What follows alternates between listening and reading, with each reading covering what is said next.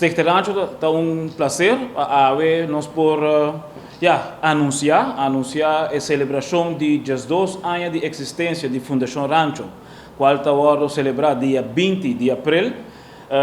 Já acaba uma tradição que cada dia arriba 20 de abril nós trata de 13 temática nova que nós também conhecemos para o próximo ano, para o próximo período, temporada de trabalho que nós também está exercendo. E aqui nós estamos muito contentes de pôr diferentes temáticas que nós também atender com ele. Onde nós está dando danke na tour é sostenedor na tour é voluntário na seguro Bolsonaro também como meio de prensa que está riba informação também para a comunidade e também danke na comunidade que está dando nós sempre palavra de apoio de bom trabalho que a Fundação Rancho também está fazendo. E seguro, aqui não tem espaço aqui, caminho que nós já acaba para algum luna, tem lugar aqui, tem Weststraat, maneira que agora bisa, hope ainda não sabe nem onde Weststraat queda, pero queda tem área de Schelstraat, band de John H. Emanstraat, dus tudo isso está algo que nós gosta.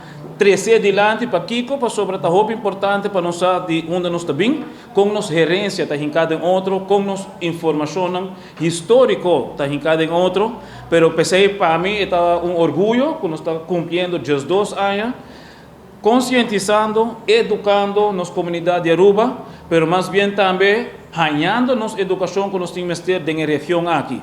Pensei nós está trazendo dia mais. É ponto muito importante que tem a ver com o intercâmbio cultural e comercial entre Aruba e La Guajira. Para que nós estamos sobre nós temos anos nanta visando a importância de ter boa comunicação, boa relação, boa logística de nossa região, para assim nós por papel arriba a segurança de alimento. Então, eigenlijk nós temos anos nanta pedindo a atenção e me dá querer agora que volver a criar um momento para nós vai trabalhar arriba aqui. Mirando que nós também temos visita de personagens de La Guajira, que também vem, nós também temos algum artista que também vem, para dar assim uma apresentação dia 20 à noite, para assim nós dar contexto mais de importância de intercâmbio cultural e comercial entre Aruba e La Guajira.